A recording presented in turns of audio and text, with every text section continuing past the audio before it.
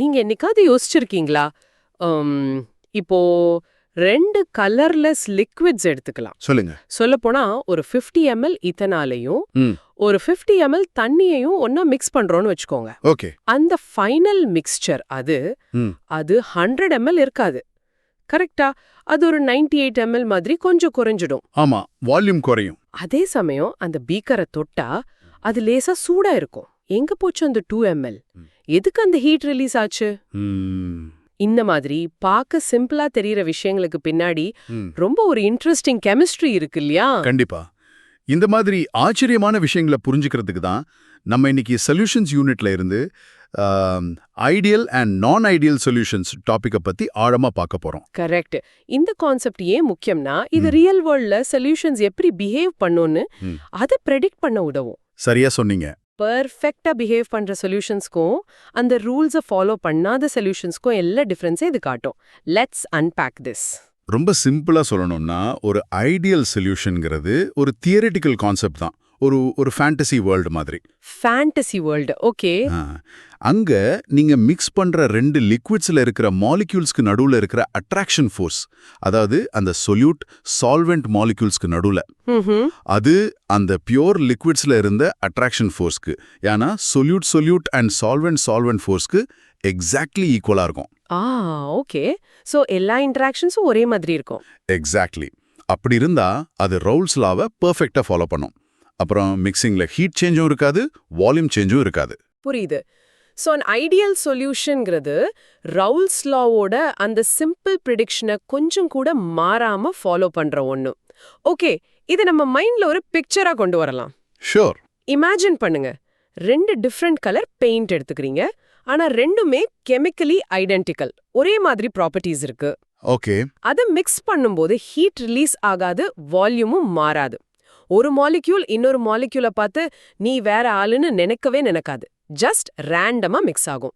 இதுதான் ஒரு ideal solution மாதிரி. Perfect analogy. மாலிகுலர் லெவல்ல என்ன நடக்குதுன்னா ஏன்னு ஒரு லிக்விட், பீன்னு இன்னொரு லிக்விட் எடுத்துக்கலாம். ரைட். அங்க ஏபி இன்டராக்ஷன்ஸ், அதாவது solute solvent interactions, AA interactions and BB interactions எல்லாமே ஒரே ஸ்ட்ரென்த்ல இருக்கும். So no preferences. No preferences at all. ஆனா நம்ம பார்க்குற எல்லா ரியல் சொல்யூஷன்ஸ்லையும், யானி நான் ஐடியல் சொல்யூஷன்ஸ்ல இந்த இன்டராக்ஷன்ஸோட ஸ்ட்ரென்த் வேறவா இருக்கும். இங்க ஒரு காமன் கன்ஃபியூஷன் வரும்னு நினைக்கிறேன். ஐடியல் சொல்யூஷன்னா அது பெர்ஃபெக்ட்டா எக்ஸிஸ்ட் ஆகுற சொல்யூஷன் நினைக்க கூடாது, அப்படிதானே? கரெக்ட். அது ஒரு பெரிய மிஸ் அண்டர்ஸ்டாண்டிங். ஐடியல் சொல்யூஷனுங்கிறது ஒரு தியோரிட்டிக்கல் மாடல், ஒரு பேஸ் லைன், ஒரு ஸ்டாண்டர்ட், ஒரு ரூலர் மாதிரி. சரியா சொன்னீங்க. ஒரு ரூலர் மாதிரி. நம்ம ரியல் சொல்யூஷன்ஸை அந்த ரூலர் கூட கம்பேர் பண்ணத்தான் அந்த கான்செப்டை யூஸ் பண்றோம். சூப்பரா எக்ஸ்பிளைன் பண்ணீங்க. அப்போ இத புரிஞ்சுக்கிறதுக்கு வேற ஏதாவது அனாலஜி இருக்கா? நல்ல அனாலஜி இருக்கு. ஒரு பெரிய பேக் எடுத்துக்கோங்க. ஓகே. அதுல ஒரே மெட்டீரியல்ல செஞ்ச ஆனா வேற சைஸ்ல இருக்கிற ஐடென்டிக்கல் பால்ஸ் அதை போட்டு மிக்ஸ் பண்றீங்கன்னு வச்சுக்கோங்க. எல்லாமே ரேண்டமா மிக்ஸ் ஆகுமா? எல்லாமே ரேண்டமா மிக்ஸ் ஆகும். ஏன்னா அந்த பால்ஸ்க்கு நடுவுல என்ன அட்ராக்ஷனும் இல்ல, ரிப்பல்ஷனும் இல்ல. ஒண்ணுக்கொன்னு ஒரு வித்தியாசமே தெரியாது. இதுதான் ஐடியல் சொல்யூஷன். புரியுது. ஏ அண்ட் பி மாலிக்யூல்ஸ் ஒன்ன பத்தி கவலையே படாம கலக்கிறது. அப்போ நான் ஐடியல் சொல்யூஷனுக்கு அனாலஜி எப்படி இருக்கும்? அதுக்கு அந்த பேக்ல கொஞ்சம் oil covered balls. Okay, oil covered balls, hydrophobic. ஆமா, ஹைட்ரோஃபோபிக். கொஞ்சம் வாட்டர் லவிங் பால்ஸ், அதாவது ஹைட்ரோஃபிலிக் பால்ஸும் போட்டு குலுக்குற மாதிரி இமேஜின் பண்ணிக்கோங்க. இப்போ என்ன ஆகும்? கண்டிப்பா ஒரே மாதிரி மிக்ஸ் ஆகாது. ஆயில் பால்ஸ் எல்லாம் ஒன்னு சேரும், வாட்டர் பால்ஸ் எல்லாம் தனியா போகும். எக்ஸாக்ட்லி.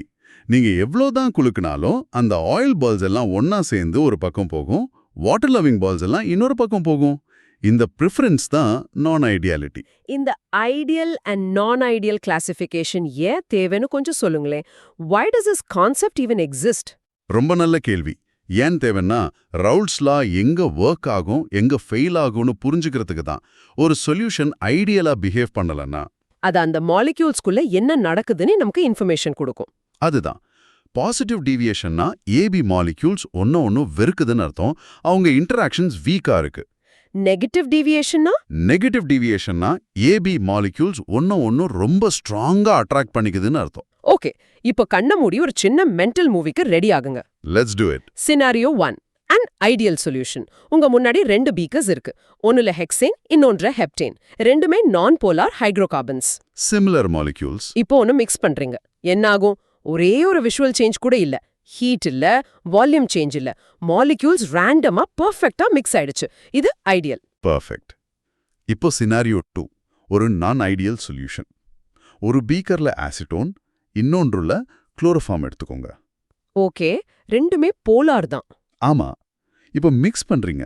அந்த பீக்கரை தொட்டு பார்த்தா அது சூடா இருக்கு. ஓ, ஹீட் ரிலீஸ் ஆயிருக்கு. ஆமா. அதோட டோட்டல் வால்யூமும் கொஞ்சம் குறைஞ்சிருக்கு. ஏன்னு யோசிச்சு பாருங்க. ஏன் ஏபி அட்ராக்ஷன் அதிகமா இருக்கா? எக்ஸாக்ட்லி. மாலிக்யூலர் லெவல்ல ஆசிட்டோன்ல இருக்கிற ஆக்சிஜனும் குளோரோஃபார்ம்ல இருக்கிற ஹைட்ரோஜனும் ஒன்னு சேர்ந்து ஒரு ஸ்ட்ராங் ஹைட்ரோஜன் பாண்டை ஃபார்ம் பண்ணுது. ஓ, a new bond is forming. ஆமா. அந்த பாண்ட் பியூர் ஆசிட்டோன்லயோ பியூர் குளோரோஃபார்ம்லயோ இருந்த பாண்ட்ஸை விட ரொம்ப ஸ்ட்ராங். இந்த ஸ்ட்ராங் ஏபி அட்ராக்ஷன் தான் ஹீட்டை ரிலீஸ் பண்ணி மாலிக்யூல்ஸை பக்கத்துல எடுத்து வால்யூமை குறைச்சிருக்கு. This is a negative deviation. Wow, நம்ம அந்த மென்டல் மூவில பார்த்தது தான் ரியல் லேப்லயும் நடக்கும் இல்லையா? கண்டிப்பா. அசிட்டோனும் குளோரோஃபார்மும் மிக்ஸ் பண்ணும்போது அந்த டெஸ்ட் டியூப் சூடாகிறதும் டோட்டல் வால்யூம் குறையிறதும் நம்ம கண்ணால பார்க்க முடியற, ஃபீல் பண்ண முடியற நான் ஐடியல் பிஹேவியரோட ப்ரூஃப். இந்த நான் ஐடியல் பிஹேவியருக்கு ஏதாவது ரியல் வேர்ல்ட் டெக்னாலஜி அப்ளிகேஷன் இருக்கா? ஒரு பெரிய அப்ளிகேஷன் இருக்கு. ஏசியோட்ரோபிக் டிஸ்டிலேஷன். ஏசியோட்ரோபிக் டிஸ்டிலேஷன் கேள்விப்பட்டிருக்கேன். இத்தனாலும் வாட்டரும் ஒரு நான் ஐடியல் சொல்யூஷன். அதை நார்மல் டிஸ்டிலேஷன்ல 95% மேல பிரிக்க முடியாது. ஆமா. ஆனா ஃபியூவல் கிரேட் இத்தனாலுக்கு 99%க்கு மேல பியூரிட்டி தேவை.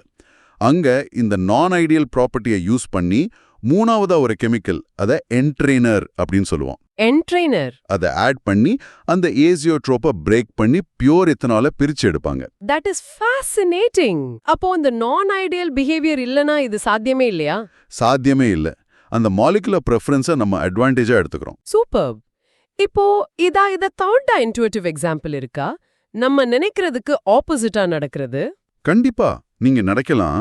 ரவுல்ஸ் லா ஒரு ஐடியல் லானா எல்லா ரியல் சொல்யூஷனும் அது ஓரளவுக்கு ஃபாலோ பண்ணணும்னு. ஆமா, அது லாஜிக்கலா தான் இருக்கும். பட் ஆக்சுவலி சில சொல்யூஷன்ஸ் ரொம்ப பெரிய டீவியேஷன்ஸ் காட்டும். ஓ, ஆயிலும் வாட்டரும் மிக்ஸ் ஆகாம தனித்தனியா இருக்கிறதே ஒரு எக்ஸ்ட்ரீம் நான் ஐடியல் பிஹேவியர் தான். அப்படியா? அது எப்படி? அதுல ஏபி இன்ட்ராக்ஷன்ஸ், யானி ஆயில் வாட்டர் இன்ட்ராக்ஷன்ஸ் ரொம்ப ரொம்ப வீக்கா இருக்கிறதுனால அவங்க ஒன்னு சேரவே மாட்டாங்க. அது ஒரு எக்ஸ்ட்ரீம் பாசிட்டிவ் டீவியேஷனோட கேஸ். இப்போ கனெக்ட் ஆகுது. மாலிக்யூல்ஸ் ஒன்னு வெறுக்கிறதுனால சேரவே மாட்டிக்குது. ஓகே, இப்போ எக்ஸாம்க்கு ப்ரிப்பேர் பண்ற நம்ம லிஸ்னருக்காக இந்த கான்செப்ட்ஸை கொஞ்சம் எக்ஸாம் சேஃப் கிளாரிட்டி லைன்ஸா மாத்தலாம். கண்டிப்பா.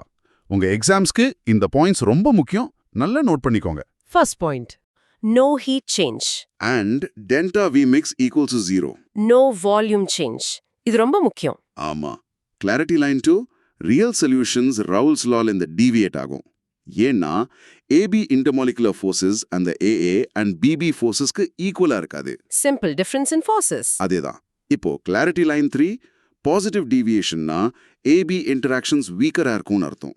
weaker interactions. அதனால molecules ஈஸியா escape ஆகும். So, vapor pressure Raoult's law predict பண்றதை விட ஹையரா இருக்கும். and mixing process endothermic-ஆ இருக்கும். delta H mix positive. mixture cool ஆகும். correct. Correct.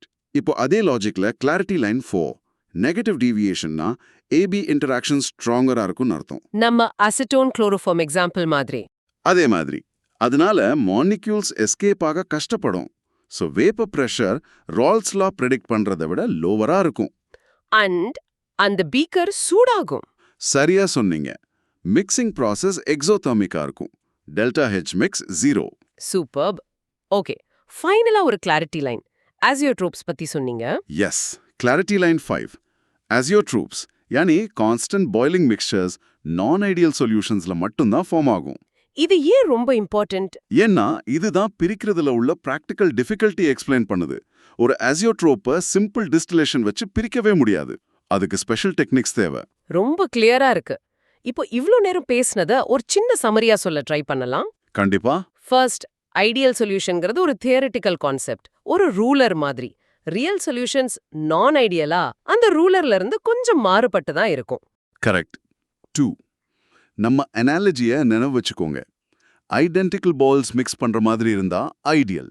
ஆனா ஆயில் அண்ட் வாட்டர் பால்ஸ் மாதிரி ப்ரெஃபரன்ஸ் காட்டினா அது நான் ஐடியல். 3. ஆசிட்டோனும் குளோரோஃபார்மும் மிக்ஸ் பண்ணா ஹீட் வரும், வால்யூம் குறையும். இது ஸ்ட்ராங் ஏபி அட்ராக்ஷனால வர ஒரு நெகட்டிவ் டீவியேஷன். பர்ஃபெக்ட். அண்ட் 4 உங்க எக்ஸாம்க்கு கீ பாயிண்ட். பாசிட்டிவ் டீவியேஷன்னா weaker forces, higher vapour pressure. Negative டீவியேஷன்னா stronger forces, lower vapour pressure. இன்னைக்கு நம்ம பார்த்தது சொல்யூஷன்ஸ் எப்படி ரவுல்ட்ஸ் லாவோட ஐடியல் பிஹேவியர்ல இருந்து மாறுபடுதுன்னு தான். இந்த டீவியேஷன்ஸை புரிஞ்சுக்கிறது தான் கெமிஸ்ட்ஸ்க்கு ஏசியோட்ராப்ஸை பிரிக்கவும் கரெக்ட் சால்வெண்ட்டை சூஸ் பண்ணவும் ஹெல்ப் பண்ணுது. நீங்க யோசிக்கிறதுக்கு ஒரு கேள்வி. இந்த நான் ஐடியல் பிஹேவியரை ஒரு ப்ராப்ளமா பார்க்கறதுக்கு பதிலா கெமிஸ்ட் எப்படி எதை ஒரு அட்வான்டேஜா யூஸ் பண்ணி புது மெட்டீரியல்ஸை புது ப்ராப்பர்ட்டிஸோட கிரியேட் பண்ண முடியும்? நல்ல கேள்வி. ஃபார் எக்ஸாம்பிள், 2 வீக்கான லிக்விட்ஸை மிக்ஸ் பண்ணி அதை விட ரொம்ப ஸ்ட்ராங்கரா ஒரு மிக்சரா உருவாக்க முடியுமா? Think about it.